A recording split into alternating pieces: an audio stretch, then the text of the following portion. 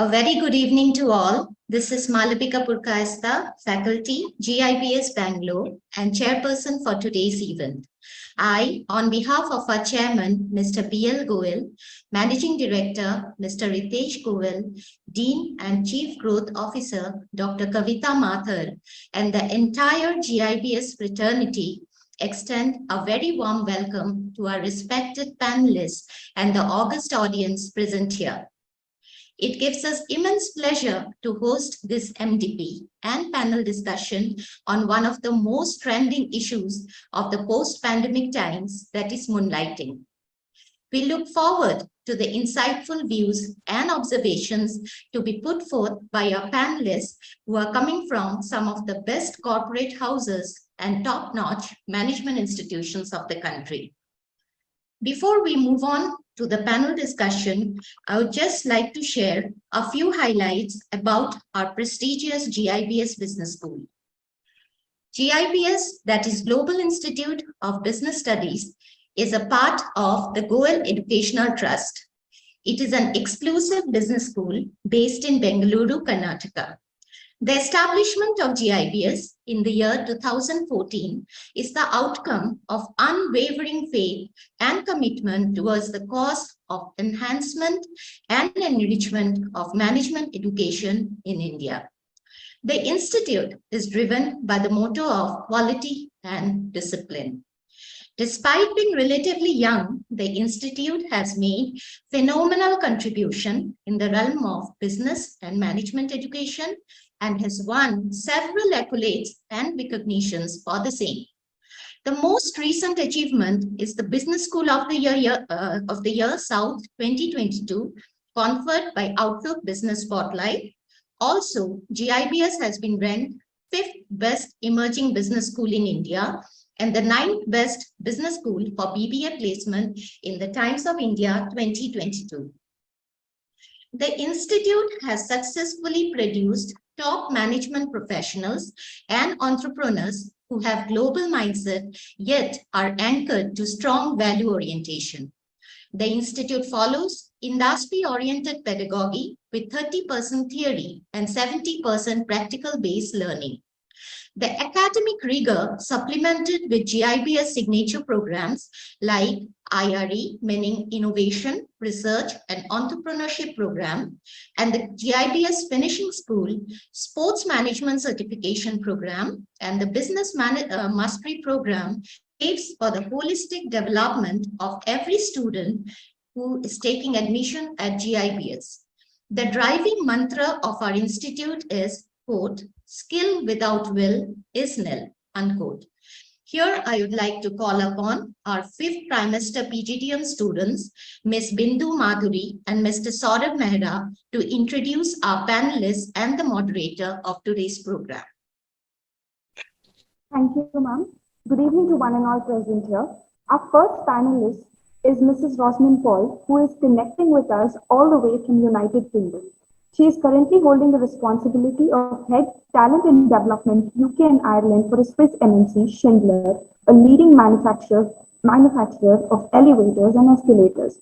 An expert in talent management and development, Mrs. Rosamund has contributed immensely in building Schindler's rich and competent talent pool with right HR strategies and interventions. Prior to her stint in Schindler, she had a successful journey of over 12 years in India with Tata Motors, where she handled marketing responsibilities like brand management and sales process improvement roles in the first few years and moved to her favorite function, human resource management.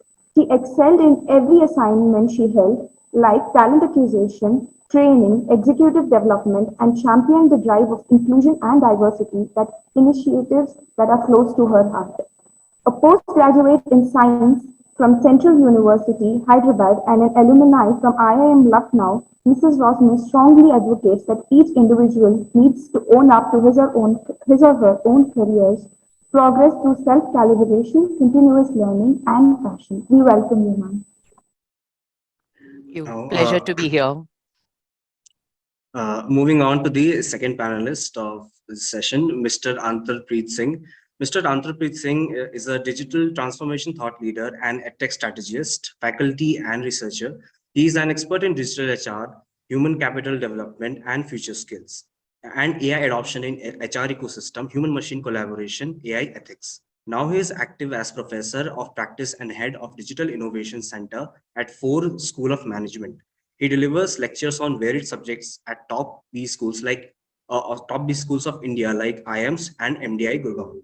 In his career of over 37 years, he had held several leadership roles in MNCs and top corporation of India, Chief Learning Officer in Geo and Asia Pacific head role in Alcatel-Lucent University, being the two critical roles amongst many key positions he handled. A track record of employment with Lucent AT&T, Alcatel-Lucent, Fujitsu, Telabs, Reliance Jio, and Flipkart speak about his exposure and experience. In 2018, Mr. Singh took a journey into management education space by joining Indian School of Business, Hyderabad. Some of his many career achievements being setting up ISB Digital Campus in 2018, setting up of India's first payment laboratory at Pine Labs, setting up of Reliance Jio University as Chief Learning Officer. Mr. Antarpreet Singh's vast experiences starting from shop floor manager in a manufacturing setup at Fujitsu, Japan, to stints in telecommunication and digital technology space, and now in management education, make him an ideal resource person to give the discussion a multi-dimensional perspective. Welcome, sir. Our next panelist is Mr. Kiran Kumar Nayak, a business leader with over 3 decades of experience in various industries across different geographies. Currently, he is serving as the Vice President, Global Sales and Digital Initiatives for the US Software Services Group, Bangalore. After his MBA from Andhra University, Mr. Kiran joined the tire giant MRF Limited in 1990, where he rapidly grew to roles of responsibility with his performances and zeal. After a decade with MRF, he held middle management and leadership positions with US tire giant Goodyear for approximately 9 years. After short stints with Reliance Industries Limited petroleum business and with Popular Automobile Group, where he set up their Jaguar and Land Rover car operations in Karnataka, he moved to the booming IT sector. As the head sales and marketing Asia at Botree Consulting Private Limited, Hyderabad, he excelled in acquiring several global clients that helped the company to register growths beyond industry growths. Mr. Kiran is currently with US Services Group, an IT services and consulting business. In his professional journey across industries and brands, Mr. Kiran gained expertise in product selling, channel management, customer loyalty management, startup operations, and services selling. He handled both B2B and B2C sales cycles in this journey. A national level badminton player during his youth, Mr. Kiran Nayak speaks on various management topics in leading BSchools of India. We welcome you, sir. Introducing our fourth panel of today, Mr. Anurag Talukdar, a seasoned management consultant in operations, transformation, automation, and analytics. Mr. Talukdar is certified Lean Six Sigma Master Black Belt with exhaustive experience in operations, change, and program management. He has managed complex process design programs cutting across multiple geographies. He has around 19 years of total experience across diverse domains. Mr. Talukdar has played a key role in successfully setting up and deploying transformation, automation, and knowledge management frameworks in some of the Fortune 500 firms. He has created comprehensive transition framework for core business processes in multiple industries, have led transition of 2,000 plus positions, adapt in designing and implementing Lean Six Sigma training framework with global outreach, and had led complex process design programs cutting across multiple geographies. Mr. Talukdar has worked with many reputed companies like Airtel, Cognizant Technology Solutions, Hinduja Global Solutions, Wipro, and currently he is working in LabCorp Drug Development as a head and director of global operations support. We welcome you, sir. Our moderator today for this panel discussion is Mr. Hari Prakash Karchetla, a corporate leader who, after 34 years of extensive experience in directing corporates into growth areas, is now active in academics. He now teaches marketing, innovation, and sports management in top B schools and also doubles up as corporate trainer and brand consultant. He worked in top companies like MRF, Tata Motors, Fiat Tires, Bridgestone, Gillette, and Valvoline as leader and was responsible for many successes as sales and marketing head. He also handled leadership roles in HR and logistics. His achievements include receiving performance awards from none other than Sri Ratan Tata for 3 years. He was involved in mega project launches, car racing, Cricket World Cup in MRF. He was instrumental in Wolverines tying up with Virat Kohli as brand ambassador and RCB's association in IPL. Launched CET cricket ratings as cricket property for CET. Mr. Hari Prakash was awarded Best Regional Manager and Zonal Manager in CET twice. An active sportsman, he played state level cricket and badminton at junior level. Even today, he is actively into veterans cricket, tennis, and squash. He is a mentor for junior national squash players. It's a pleasure to have you as a moderator today, sir. Over to you, ma'am. Thank you, Bindu. Thank you, Saurabh. Coming to the topic of today's panel, is moonlighting the new moonwalking? Well, it initially seems to be a juxtaposition of a serious issue like moonlighting with the peppy dance form of our legendary Michael Jackson, moonwalking. It's enough to raise one's eyebrows. But on a deeper thought, can we draw an analogy between the two? Moonwalking is no doubt a feast for audience eyes, where the moonwalker actually goes backwards while his body movement suggests that he is moving forward. The issue is, are the moonlighters too, in their strive for multiple avenues of income and improved standard of living, actually sliding backwards in terms of their physical, mental, and professional well-being? In a similar vein, are those companies who are chastising the moonlighters and moonlighting have unknowingly embarked on moonlighting themselves, walking backwards while they tend to move forward through their unpopular rules and strictures? Having said that, I give the floor to Mr. Hari Prakash Karchella, the moderator of today's panel discussion, to take over. Over to you, sir. Thank you. Thank you so much, Professor Malvika, and dear students, Bindu and Saurav for introducing the panelists and myself. So I just did my quick mental maths of the experiences and the number of years of work that the panelists have put, and it crossed 101 years between four panelists, and it's a great evening to have all this knowledge bank amidst us in this panel discussion. So without wasting time, I want to ask the first question to all the four panelists as introductory, their thoughts on moonwalking as to, did this phenomenon actually take, wings after COVID-19, when people were allowed to work from home and they had the options to work silently, secretly, beyond the office hours on their screens? Just a few thoughts initially on moonwalking. Did it actually take wings after COVID-19? First, you, ma'am, Roseman. Thank you. So it's my pleasure to be here amongst an esteemed panel and also a great audience. So I think Professor Malvika very nicely and very on a lighter vein explained the correlation between moonwalking and the Michael Jackson's dance. So moonwalking or moonlighting, for example, has been an apple of discord for ages, and it has caught up a lot of trend post the COVID era. But if you ask the question whether it existed pre-COVID, definitely it existed pre-COVID as well.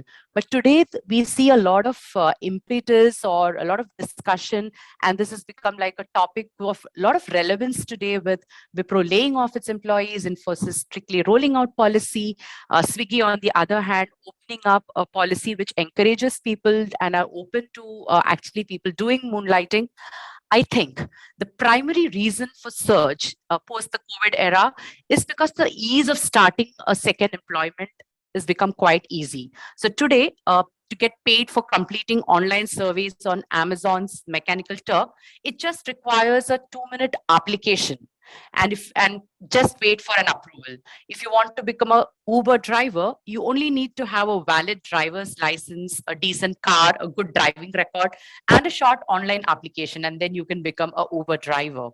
And even for specialized side jobs like a freelance graphic design or web development, all of these can be launched within a day or two. You just have to create your profile on platforms like Upwork or other things. So I think the ease of being able to do a second job has increased because of the COVID pandemic, where most organizations gave freedom to its employees to work remotely or in a hybrid way. The second thing would be, more free time because travel time is completely reduced. The third, there's no monitoring mechanism. You're not coming to office, and therefore you're free to do, and nobody's really watching you. So, and another, reason why moonlighting has become so much prevalent post COVID is also a dimension where people started looking at careers as just a source of income and not really a vision or a purpose associated. So they've understood that life is more important than work, and therefore they're also open to explore different avenues and not just look at their primary job. So I think these are the few reasons why post-COVID, there's been a big surge in moonlighting. And I will also come to the next, as we discuss how it is different from multiple job holdings and, what are the nuances of it. Great, great. Nice start, ma'am. I think you have stressed on free time availability and lack of monitoring has actually given that impetus also. Sir, Professor Antarpreet Singh, your turn, sir. Your first thoughts. Yeah, sure. So the first fundamental question is that how do we define moonlighting? I think there's been a lot of discussion, a lot of noise also, and a lot of, I would say, valuable discussions also. But the whole thing has flown in different directions. I think very important to understand what exactly is moonlighting. Now there are as Rosmin said, this is not something new. And I remember, I did my engineering 79, 83, 85 MBA. And I started my career and socially, whenever for even matrimonial talks, the girl side will ask, what is boy's side business? Does he have a side business? So these are not something new. The urge to earn more. Now in B schools, I'm a full-time professor, so we have a very legitimate system of sharing revenues.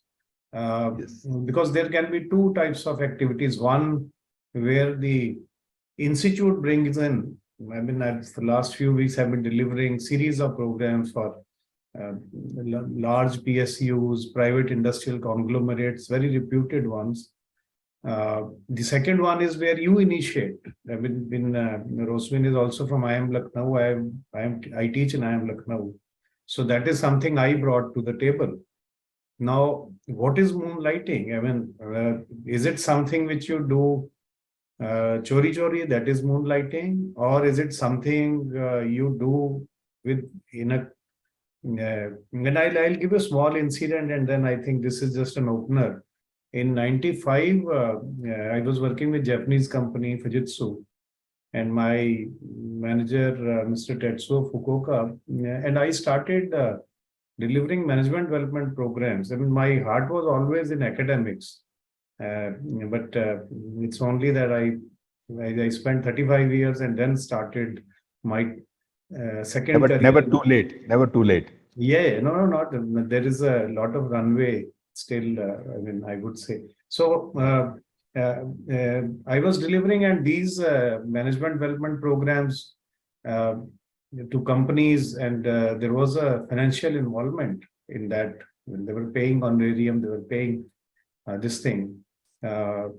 So I asked my manager, and the beautiful reply he gave. He said, you do, there's absolutely no issue, and I appreciate, and this will make you a better management professional, but do share whatever you are doing.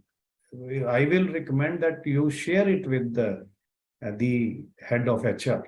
At that time there was no HR. That's a different topic, changed the HR landscape. personnel and administration. Personal element, yes. Share with him, and then it is all right. He was saying you can even go during daytime. I mean, it makes you better, more knowledgeable. So I think this is a wonderful topic which you have chosen. We will be discussing more on this, all dimensions. But this is just to set the stage for more discussion. Thank you. Yeah. So, no, very nicely, you touched on two aspects like transparency, which is a key, and then knowledge enhancement. Probably your own manager would have told that in the interest of the organization, the talent requires to enhance their own knowledge base. Okay, Mr. Kiran Naik, your thoughts, please. You may have to unmute. You're outside. Yes, Hari. You. Yeah, it's better to speak, Hari. Yeah, it's clear. Okay, no problem. Okay. Yeah. So I think like Professor mentioned, it's a very trending topic. And you also mentioned COVID. The reason for this, yes, I would say COVID is certainly the core reason. Definitely not the only reason for moonlighting happening. If you closely look at it, it is mainly spoken about in the IT segment, and then in any other, so it is as much prevalent in other domains as well. Why is this? If you actually look at it, I can categorize this into two or three important points. One is definitely the pandemic has changed the dynamics of doing business. From a digital perspective, it became then curbside pickup, then virtual, 3D, all these things, became reality, and the digital transformation was hastened. So this happened more and more. Business started investing heavily into, digitizing their, sales cycle, and all the other process as well. So there was heavy demand to new applications, bring in new technology, obviously, to meet the new, customer expectations.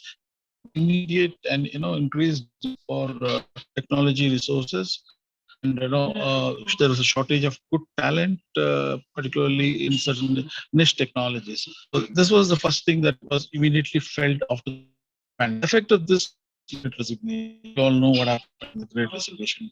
So more job people chasing more jobs, and more options for them. And one of the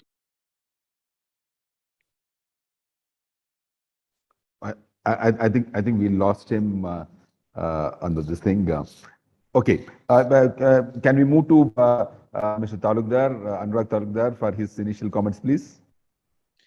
So first of all, a big thanks to invite me GIBS Business School. I'm indebted for this. Thanks for the opportunity, and very unique topic, I must say. And Malavika ma'am, thanks for explaining the correlation between moonwalking and moonlighting.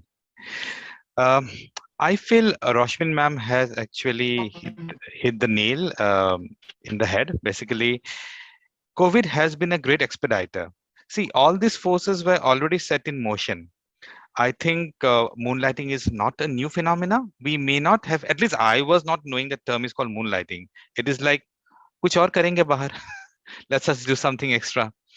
So I remember my uncle who was actually working in a central government job, and he used to teach mathematics after his normal office hours. That qualifies as moonlighting in present term.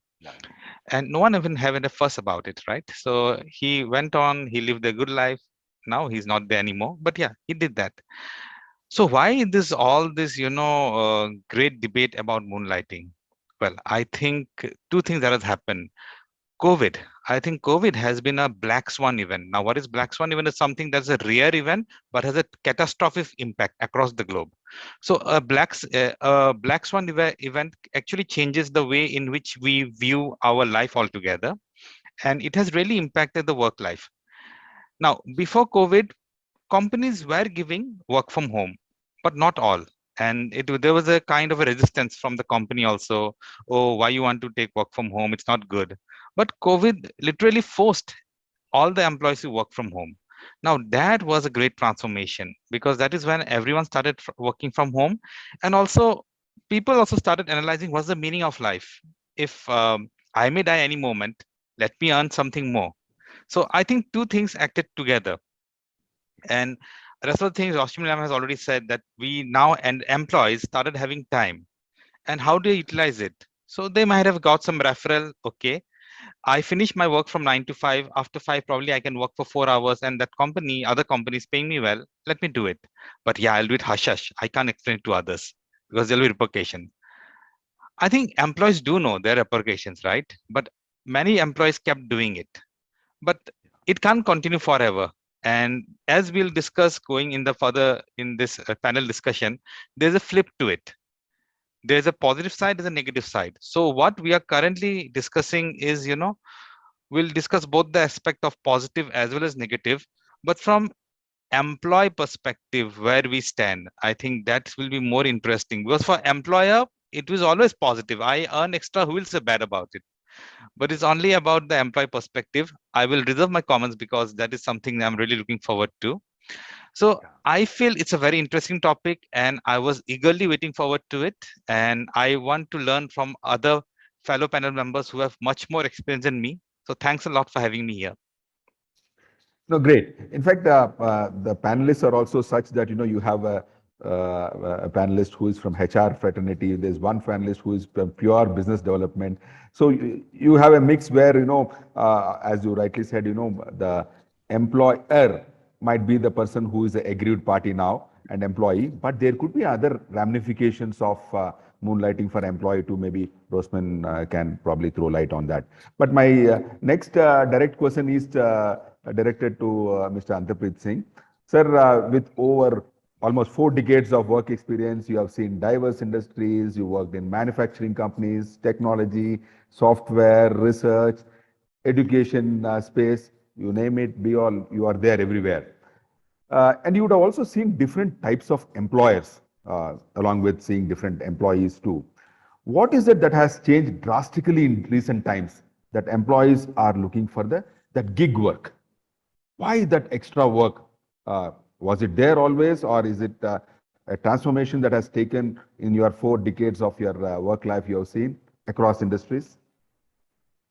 I would say digitalization of workplaces has led to digital work lifestyles. See, our lifestyles have changed dramatically in last 5 years.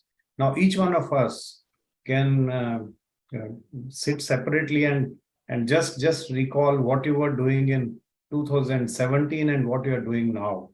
Very different. I mean, you are banking digitally, you are booking movie tickets digitally, you are booking a cab digitally, you are even having a video call with a doctor. Lot many things you are. And I mean, in our house, every late in the evening, there's a family call. All family members from different parts of the world, they are on a call together. Absolutely. So asynchronous digital lifestyles. Asynchronous means that this is a synchronous sessions we are having. But if each one of us would have recorded our sessions, and this 300 plus participants would have watched, each one of them would have watched it at different times, because they have the liberty, they have the recordings. That is, so the same way, the employees, asynchronous means that you're not working from the same campus. You are in the ecosystem, yes. But I am logged in from, for example, let's say Whitefield. I stayed in Bangalore twice for very long, and so I know Bangalore a lot. And somebody is logged in from Banerghatta, somebody is logged in from Hosur, somebody is logged in from other place. So it's a asynchronous. That has led to what we call as moonlighting. But another also very important part, which that's why I said that this needs to be defined. It is sunlighting also, not just the moonlighting. I mean, I can work at 1 p.m. also, while the sun is shining. It's very bright sunshine is there, and I may be doing work for some other company. Now, we are going to discuss more, I mean, as we as this discussion progresses further, we'll be discussing the ethical aspect, what should be done, what should not be done. But only one thing I will say, that we should not have a populist narrative. Oh, yes, we should have moonlighting, because it's populist. It pleases everybody. As business leaders, we must take a very strong stand. Even if I become unpopular, so be it. I mean, that is, you call spade a spade. Do not be a populist. Do not have a populist narrative. So, I mean, we will, of course, I don't want to jump the gun. There is enough time left for more discussions. But something, this is I would say, if done without the knowledge of company, it's unethical. It is not ethical. And then you say, I have completed my job at 5 o'clock, but then you will be rushing to complete it at 5 o'clock, and because you have another work to be done. And what if the skill set are same? Are you then not compromising some of the system? And you might be working on the same system, security, the lot many other things. So I think there are lot many dimensions. And just because employees, I have also been an employee, I'm still an employee. So just because employees would always want, and it's only a section of society. Somebody working in a let's say a cement factory, can that person do moonlighting? His or her work doesn't allow. So why are we sort of the opportunities also, you are also saying that opportunities are also limited to one section one discipline. Yes, opportunities are limited to one section, and let us not sort of get overwhelmed with this emotional wave. Yes, we employment allow. I'm not making a judgment. We should allow, we should not allow, under what conditions we should allow. But I am saying that the narrative has somehow gone into employer versus employee. And वो बोलते हैं ना, जब बड़ी गाड़ी cycle को मारती है तो बड़ी गाड़ी का कसूर है, साइकिल का कसूर नहीं है. Cycle may be coming from wrong direction. Right. Absolutely. So we must put things in proper perspective. So I'll stop here. I think we have a lot many more points we'll be discussing as we move up in the discussion. Okay, since you raised that issue of a sort of ethical, and I'll shoot the next question to Rosamund Paul, saying that since she's a HR professional and a very seasoned one too, and she worked in companies like Tata Group and all, Schindler, where the work cultures actually speak so much about ethics. And ma'am, you have worked in India, Europe. Do you find moonlighting trend more pronounced in economies like India or this part of the world, Asia side, specifically in sectors like IT and technology space? So let me clarify. Okay, so let me first clarify the difference between what really is moonlighting and what is multiple or multi-job holding. So moonlighting is when you're associated with a secondary job or a tertiary job or any number of jobs in addition to your primary job without informing your primary employer. And that is why, if you look at moonlighting, quote unquote, it is unethical. But when you look at multiple job holding, it is about, a person working in multiple jobs, maybe with the prior permission, maybe in a legal and ethical standard. Now, when I look at different economies, if you look at the United States or the United Kingdom or Europe, legally it's allowed for you to work in multiple jobs. So if you look at India, so if you look at the 1948 Factories Act or the Shops and Establishment Act, it very clearly specifies that dual employment is not allowed for all those who are working in factories. Now, where the ambiguity as far as the Indian law is concerned is that it is vague as far as the office employees or people who are working in different sectors, coming to offices or working remotely. It's not defined very clearly, and therefore the ethical or unethical part is actually defined by the job contract, which is the employment contract that you have as an employee with the employer. Now, when you look at the Western world, in the United States, a recent study by Harvard actually said that 44% or 44 million people are actually working or doing side hustling, working on a second job. which is a big number. And in a country, even in a developing nation like Brazil, the ILO says that on average, people are working about 21 hours in the second job per week. So which means that it's not something that it is contextual only to India, but all over the world, people do multiple jobs, which are called as side hustles. In fact, in the United States, if you look at the startup economy, most successful startup CEOs or the heads of businesses are people who were doing some side hustles, which was their passion, and subsequently left their primary job and went on to become CEOs and CXOs. Yeah. Yeah. And, if you go back to the COVID context, even in 1988-89, a country like Nepal had 40% of people working in secondary jobs, primarily in fisheries and agriculture related. So this was not something which is uncommon earlier too. So it existed, but now it has increased so much in the IT sector. So we live in an era of side hustles, I must say. Yeah, and therefore, now coming to the question of whether it's ethical, unethical, as long as your primary employer is informed and it is as per the working contract that you have, it is ethical. If you're not able to inform somebody and you're doing it chup chupke, then definitely it is moonlighting. And then it's not called a multiple job. And that's the clear differentiator for an employee to identify whether the person is doing moonlighting or whether the person is just holding multiple jobs. I think you have shown light on the subject of moonlighting. So very clearly, moonlighting is coming under the area of unethical, whereas multiple jobs is fine as long as the employer gets to know about it, and there is that element of transparency between the employer and the employee. Let me turn around to Mr. Kiran Naik. Are you there? Oh, I think, okay. In the meantime, I'll direct this to Anurag, sir. I am tempted to ask you this question as you are an ex-Wipro employee, and it's the entire discussion and the debate about moonlighting, sacking of people who are into moonlighting started because, Mr. Rishad Premji called moonlighting as cheating. Do you also feel that some jobs assignments need undivided focus and any amount of moonlighting is actually cheating? Okay, Anurag, the views I'm going to express are my own personal. Purely doesn't personal. reflect Doesn't Absolutely. Reflect any of the organizations. The recording will not be shared anywhere. And just for records, these are my personal views and doesn't reflect any of the organizations that I have worked previously or I'm currently engaged with.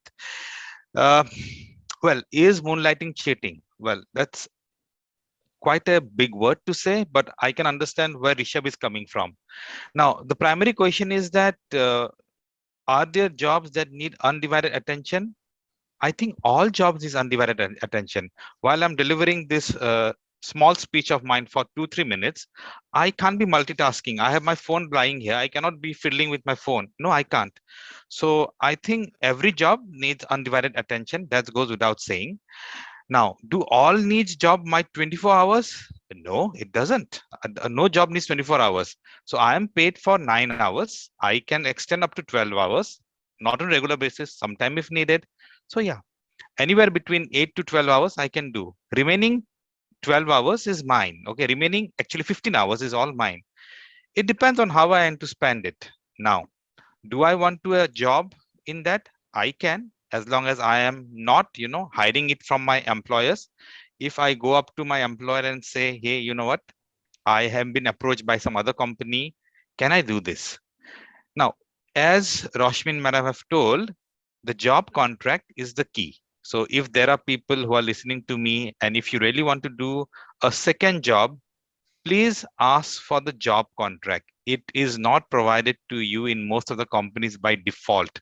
What you get is an abridged version, a summary. Take the extended one, read it from top to bottom, read the minute points. If it clearly says dual employment is prohibited, end of your journey, nothing will happen thereafter. Okay. And if you still go beyond that point, that, my friend, is cheating.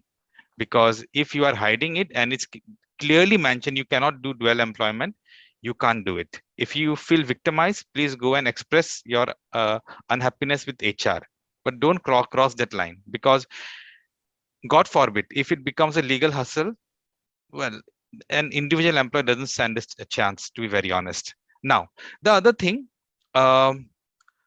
what happens if I actually do a dual employment? Why Rishabh may be saying that, it's a plain cheating.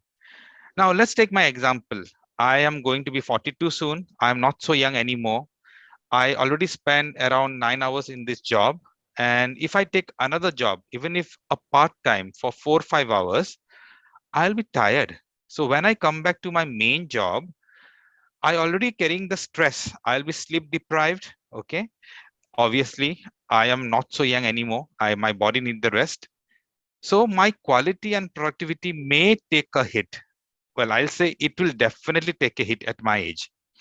So I think I'm not doing justice to either of this company, be it the part-time or the main job. And the other thing is that now what can company do? I'll reserve my comments here because there are enough time for that. But I think there is a way around which this can be still be managed. So it's not all madness. There can be a method to that also. So thanks. Since back to Rosamund Paul again, because he touched on a very sort of a delicate and sensitive subject of sleep deprivation or health issues. Since you are again a HR leader, we have a lot of debates these days, even on television. You might not be seeing Indian channels, Rosamund, but you must know that there are so many debates on work-life balance, mental health to employees. Yet employees take up these additional assignments, gig jobs beyond office hours. As a HR leader, you are genuinely interested in employees' well-being, isn't it? Will you come down heavily on such practices on employees and tighten them or tighten that employee contracts in their own interests, in the interest of the employees? This is, in fact, a very interesting paradox. So when in 2019, when COVID actually broke out and people started working from home, I think a lot of work was on HR, because we had to, first of all, ensure that people have the requisite infrastructure, are able to work well despite all the challenges that they have. Then came the second phase where managers started complaining that people are feeling disengaged, people are getting anxiety, people are feeling left out. Then the whole surge of fun activities and team bonding activities and everything came into play. Then the third phase came where everyone started talking about COVID leading to a lot of mental anxiety and depression, loneliness and such cases. Then HR started setting up employee assistance programs for people, where we said that you just have to call up anonymous setup where you can call up a number to take counseling services, because people suddenly started missing social interactions, missing water cooler conversations, missing colleagues and the connect and the engagement. So on one hand, there was a lot of hue and cry, and where not just the HR leaders who enabled, but also the leadership teams and every company, every progressive company was trying their best to focus on holistic well-being.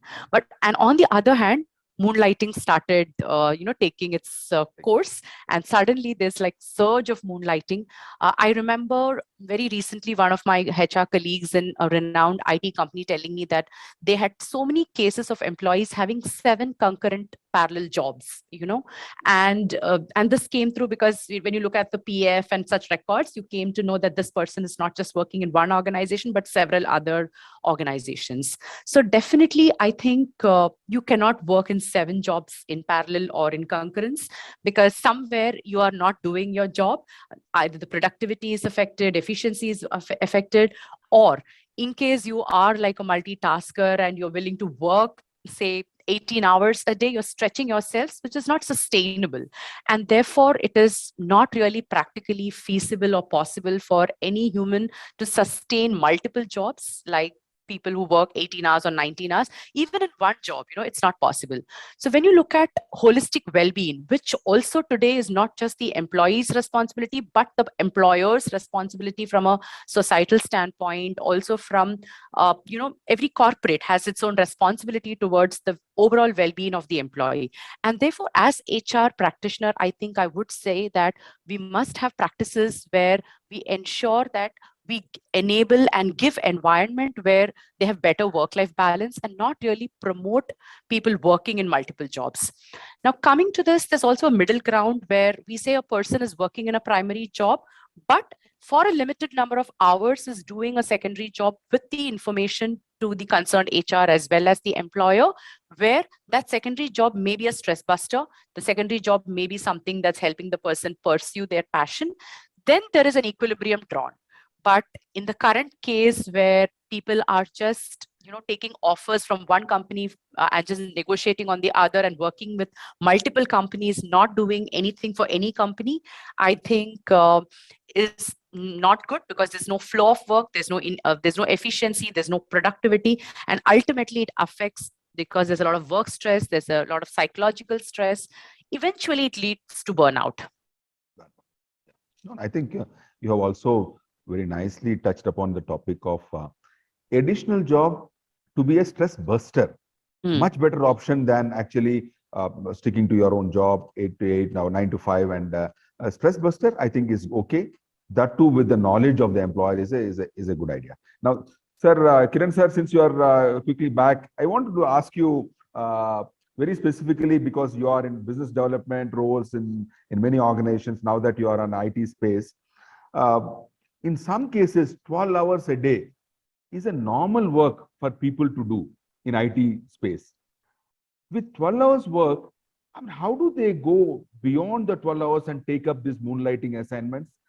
Because you are in that space, I wanted to ask, is it the urge to earn more, or their capability to enhance their own skills? What is that makes them go beyond the 12-hour work schedule, which is already there in the primary job? Sorry, Hari. I may not be coming on the video because my network is a little poor here. Yeah. So I think you asked a very relevant question. If you actually look at it, moonlighting, there are multiple types of moonlighting, right? Somebody who's doing a full-time moonlighting, that is, who's concurrently doing 2 jobs, right? Which is, well, like you said, is a very difficult task. Particularly, even in the 9 to 5 world, you and I know that most of the resources stretch beyond 5, and they end up leaving the office only at 7 or 8, sometimes 9 in the night.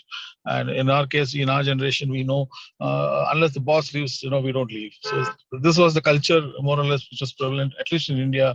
But then this current generation doesn't believe in that. I think they leave the moment the clock. You can set your watch actually. Oh, it's 6. Now the so and so person is leaving. The time is 6 now. So what's happening now?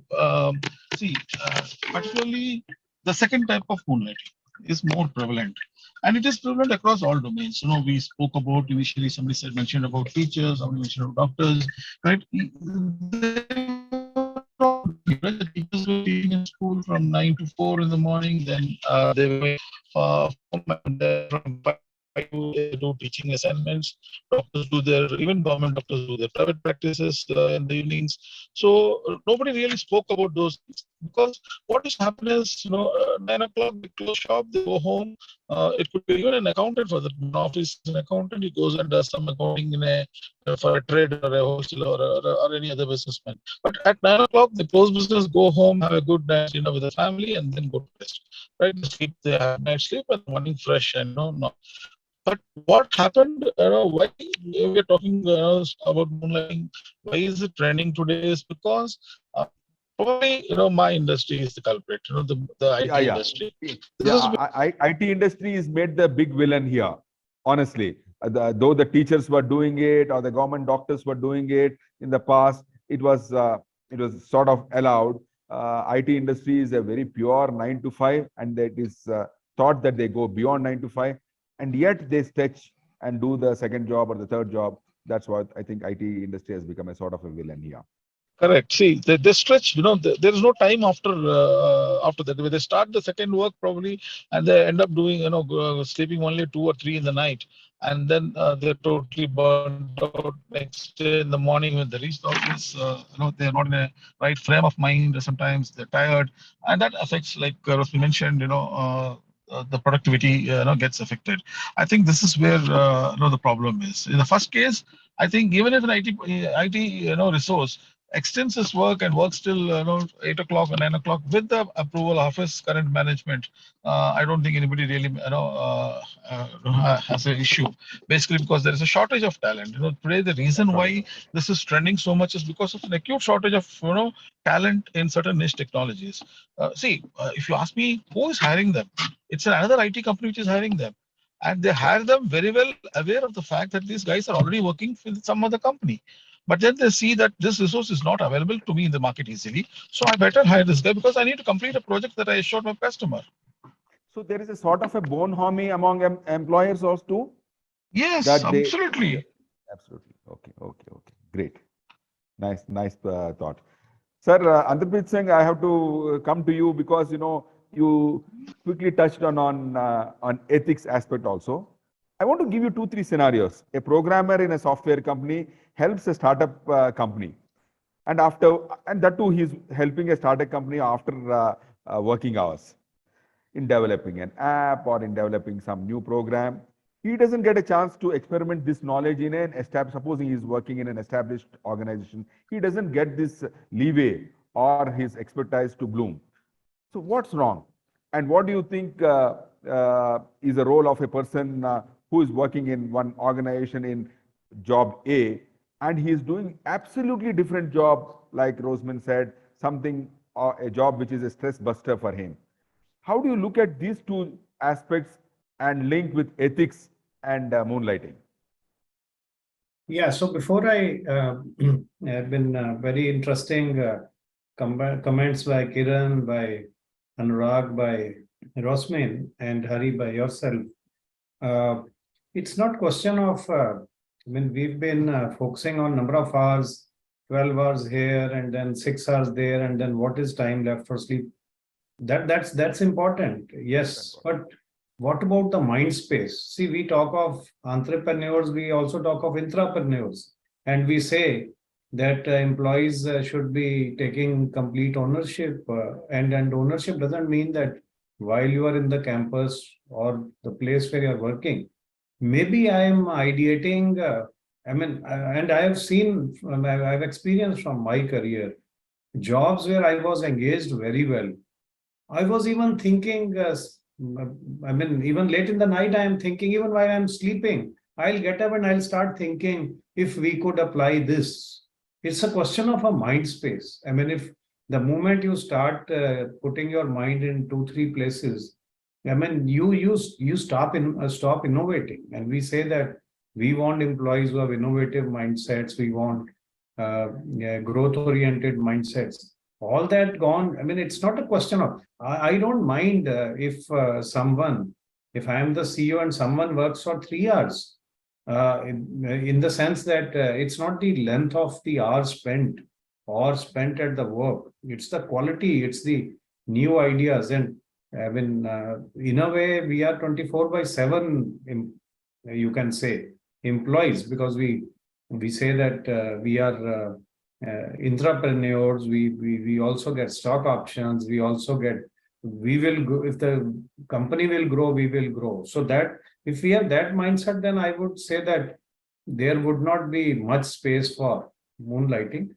Now, regarding you raised a scenario wherein HR person wants to learn digital skills. So first of all, now I am doing lots of MDPs, lots of programs in IIMs, in other. I say everybody in HR needs digital skills. It's not a question of someone.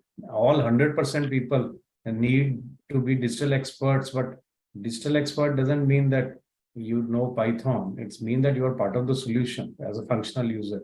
So yes, if with some skill which I am unable to learn in a function where I am working, then for sure I can, there are channels in an organization that I can reach out, and there are capability development programs. It's not that I have to bind myself in something that I will learn a new skill. Actually, if let's be very honest, there the objective is not to learn new skill, objective is to earn money. If I have to learn new skill, then I will go to my HR and say that these are the capabilities which I want. And HR might say that your job design or your job description doesn't require these skills. And you say, I want to be future ready. I am relevant in present context, but 2 years later, you will say, you are no good for us. So I want to be future ready. And then I'm sure the progressive HR leaders will agree that yes, it's not only the current business goals, it is something future readiness also. So I am saying that, I mean, there are so many ways we can beat around the bush, but the underlying thing is that there is the urge to earn more. And that is the reason. I think that's the intent is very clear when somebody who opts for moonlighting is money. Yeah. Whereas if it is enhancing their own skills, they'll find transparent ways of communicating with HR and then finding ways to enhance skills and finding additional responsibilities. So nice. In Sir. fact, Thank you so just to much. add But to a uh, point Yeah, of Professor Antapreet Singh, he, I think covered well the concept of mind space, because mind space is something that's required if you're really working where you need to think strategically, think innovatively, and add value to the organization you're working for. But interestingly, one study also mentioned that while 45% of moonlighters, or I wouldn't say moonlighters, but multiple job holders actually work for extra income because there's rising cost of high cost, inflation is high, and therefore people are looking for jobs as an extra income. There's also a 34% of people who are really doing multiple jobs because they seek variety and autonomy. Because sometimes when you're working in one kind of job, you feel that it's become very monotonous, and therefore you want to explore and improve your career skills. While the current organization can upgrade and give you variety, sometimes it's also sowing those seeds of entrepreneurialism where you try to explore a new job, which is a side hustle. And what it really says is, if I'm a government school teacher, since Professor Hari spoke about a teaching example, if I'm a government school teacher and then I'm also taking tuitions in the evening, actually the side job that I'm doing doesn't help me as a stress buster, because I'm still doing something which I'm doing as my primary job. So if you're looking at the second job as a stress buster or something which will really help you energize, then you have to do something very different, not really the same primary job. And this also opens a new space where, if you look at the employment contracts, it is non-compete, there may not be conflict of interest, and it allows you time to re-energize. Perfect. And I think that concept of mind space and being an employee to the primary job and giving that mind space completely to that job on hand or the real job, I think is a matter to be really taken. My question to Anurag sir is this, because he is actually in the space of robotics and all those new developments, process automation, and there is obvious dearth of talent. Do you think organizations which are actually encouraging employees of other companies to come and work for them or moonlight for them, is it because of desperation and sheer lack of talent that is available, and they have to bank on this talent that is available and already employed? So are they justified, Anurag sir? Well, to be very honest, it is unethical, if I can say it simple one word. If I knowingly am going and poaching on a But where do resource, you go? Where do you go? There's no talent available. The only people available are somebody who is already employed and they have some time to give to your organization. So the easy solution for me is that we actually subcontract it to some vendor. So we say we need these many resources, and after that we rely on the vendors to give resources to us. Right? It's like deflecting the blame. Now, if someone says, hey, you know what, you have hired a person, I say I didn't hire, I've actually given it to vendor. So that's one way in which companies can tackle. But on a more serious note, is it happening? So you are just staying on the ethical moral ground. I personally do. Okay. Yeah, that's a clear stand, and because I think my current organization is very clear. We can't proceed, and we have a strict, process also in place, because the moment we file a PF, and if the person, we will come to know if there's a multiple PFs going on, there'll be strong repercussions for us also me as a leader also if that happens. So that's just to give a perspective. Now, does it happen where where the employer knows that the employee is already engaged somewhere and there's a sheer desperation? It is more common in the startups because they are hungry, they want to expand. Bigger organizations may not be. I'm using may not be because I can only comment about my own experience here, right? I can vouch for it.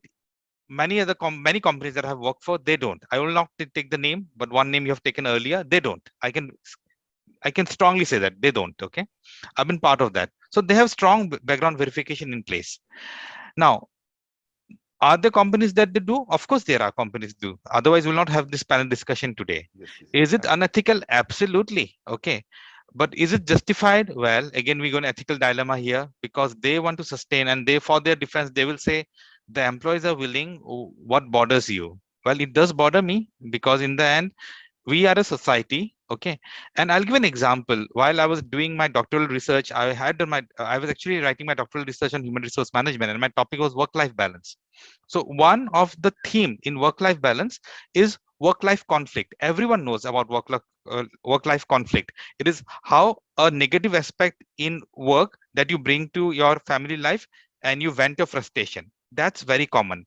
But something there is another aspect of this is work-life enhancement. And as something great happens in office, suppose you're promoted, you talk very nicely to your parents, you talk very nicely to your spouse, your children. For few days, that aura of positivity stays. Now, I'm trying to relate that work-life and enhancement with moonlighting as a beautiful topic, right? If I get relieved by working on a side hustle, okay, I think I'll be supercharged when I come to my primary job. But as Roshmin ma'am has clearly said that it cannot be the same job. Like if I am a director of operations and I cannot be doing the same role, I think I'll carry the same stress here and there. But if I become a DJ in the night, of course I don't know anything about it. But if I become a DJ in the night, that's amazing. I think. But with the speakers on, you look like that. Thank you. So the thing is that the question primarily is like, is it unethical? Of course it's unethical. As long as I'll come back to my initial discussion that I said, if my contract and job contract is the only source of truth here, because our laws don't say anything much about it, laws have to evolve a long way here. And as long as if I'm at conflict with my job contract and knowing that also I'm hiding it away from my employer, that's unethical. And if some other company are still hiring an employee, knowing that employee is already engaged somewhere, that is a crime, not just unethical. That's a pure criminal offense they are doing. Because on one side, you are blaming employee, but what are you doing? So that's my stand. Thanks. Good. I think we have sort of come to an end or sort of 1 minute beyond. But I wanted to, without having the closing remarks before Mr. Antaprit Singh goes off another session, I think, who has got at 5:45. One last question is, in one sentence, if you have to untackle what you call, open this moonlighting and then give one direction to handle it so that both employees and employers are also at peace. What is your way forward for this moonlighting, sir? Starting with you, Antaprit Singh, sir, and I think after you say, you can probably log off also. We don't want to hold you on. Yeah, sure. So in one sentence, and that I hope you permit long sentences, right? Please, sir, please. Okay. All yours. So in one sentence, I would say that define moonlighting. It's a misnomer also. As I said, sunlighting is also, an IT person can also be doing it at 1 p.m. So that is a misnomer. Define it properly. Because multiple jobs, as we have in many developed countries, we have multiple jobs. That's absolutely part of the league. It's aligned with the legal framework. So define it, number one. Number two, this should be an integral part of HR strategy. This is not just an operational matter, it has strategic relevance. And then, of course, and the third and the last point is that no populist measures. I mean, because employer-employee, even courts will say, no, employee is right. No populist, hard stance, ethical, hard stance. You can't just say that we'll allow because it is the employees all over India are saying, no, it's legal, it should be allowed. So I think with these 3 points, and it's been, I mean, my comment is over. I would just want to say it's been a very, very good, very enriching, very insightful discussion. And I would like to congratulate Professor Hari, Dr. Kavita, Professor Malvika, and the 2 student representatives. The fabulous job. I think this is very high quality discussion we have had. And I'm very happy that I invested my 1 hour in this very insightful discussion. Thank you. With your presence, it's always a value add, sir. Thank you so much, sir. Thank you so much. Thank you so much. Maybe you can log off, sir, if you. Sure. I think very nice points brought by Antaprit, sir. It should be an integral part of a HR strategy, and then he also talked about hard stance to be taken. Rosman, ma'am, your thoughts, final thoughts? Yeah.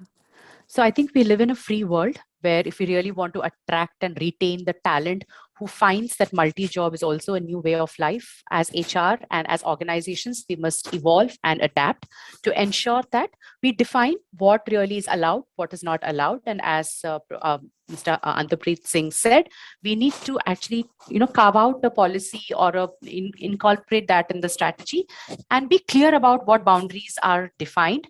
And educate employees, because it's not always about enforcement. Can you educate your employees about burnout, about holistic well-being, so that while they deploy into jobs, they are also able to ensure that their work life is not affected and their well-being is not affected. To the employees or to prospective employees who are there here as students, I would say that make your work sustainable. Have moments of unplugging, have moments of break, and ensure that you have a sustainable workflow and don't jump from one bandwagon to the other. That's not going to help you in the long run. It will only lead to mental fatigue and burnout. And maybe a third measure, maybe with the government of the country, would be that, can you bring out a working time regulation where you say if people are working in different organizations, but overall a person shouldn't work more than 48 hours per week. So this will then take care of both the employer's perspective, employee's perspective, and a holistic well-being without affecting things like compete clauses and confidentiality breach or making use of company resources. So I think holistically, we need to find a middle path, and this is going to stay. We cannot run away from it, but let's not do moonlighting. Let's actually do multiple jobs. Or if you still want to work a lot, choose a gig working platform or a freelancing platform rather than joining a full-time. Freelancing is the best option, is what Thank you, ma'am. talking about. Anurag, sir, your thoughts, final thoughts, before I have some questions from people also to ask you, Anurag, sir. Yeah. Sure. I think my suggestion will be companies have to accept that the world is evolving, and moonlighting or sunlighting is here to stay, and companies have to accept it. Now, what are the fears that employers have? Just give me 1 minute. I'll just explain. So first fear that I often hear is, oh, what will happen to our data? Data will get breached. I have a suggestion. It's a popular Japanese term called pokayoke, which means mistake proofing. Okay. So don't tell me, I say to my people around, that don't tell me that you can't even, adjust your system setting, that you can disable your pen drive, you can disable accesses to any website other than intranet website. That can be done. So there are enough measures that can be taken to make sure that the avenues of data leaks or data being stolen can be reduced. That's one. The other one is that let's have some matrix around. Once we acknowledge that, yeah, I'm allowing people to do multi jobs, to do moonlighting. One fear that we have is that, will the productivity dip? Let's have some concrete matrix being formalized around employees' productivity, around employees' quality. If we see a dip, let's have an honest conversation with them. And this honest conversation will be the first point, because if you can go and say to them, hey, I don't know what's happening with you, but I see a dip. So I think that will be more proactive measure. So, and finally, the policy itself has to be updated, right? So unless and until we live in a fear, we will stay stagnant. We have to acknowledge that the world is changing and the organization also change in the same time. Thanks. Thank you so much. I think it has been a tremendous discussion with, I mean, very rarely I keep doing these moderations and in some of the panel discussions, but I think a participation of more than 358 is what count I saw, and so many people asking so many questions. It's not possible for me to pick up all the questions, but I bundled a few questions, and one of the questions that Jyoti, Vinayak, and all these people are asking is, what should I do to remain legally safe while moonlighting? Rosmi ma'am, maybe you can. Yeah, I think you should first of all look at your employment contract. And if it's ambiguous and vague, just go back to your line manager, that's your reporting manager, and your HR manager, and check with them. It's always good to check. For example, today coming for this panel discussion also, I had to inform my organization that I'm doing this. So irrespective of whether it's related to your work, not related to your work, whether it is remunerated or not remunerated, the first thing is check your contract. Then you're legally safe. So this question, of course, again, I bundled a few questions and commenting on some of the big software companies, Infosys and all these Wipros, who had very, very adverse comments on employees doing moonlighting. Is firing the best option? Is what a few people have asked. Can I take this question, Hari? Yeah, please. Sir. Yeah. So, yeah, I think it's a very, very valid question and a worrying factor, in fact. So, if you actually see, I again would like to name any companies.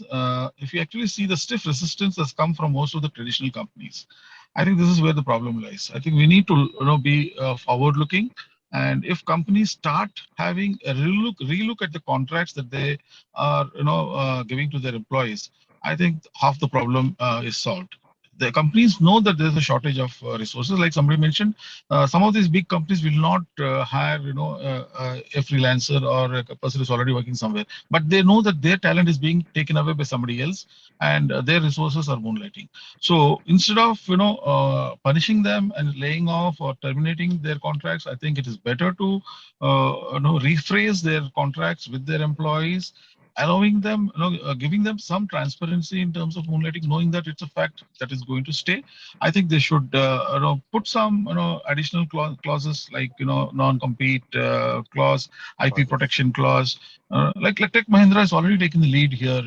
They're already coming out with a new employment policy on moonlighting, specific to moonlighting. So I think if these things are taken care, the employees would also, I'm sure, would contribute more, and they would not hesitate.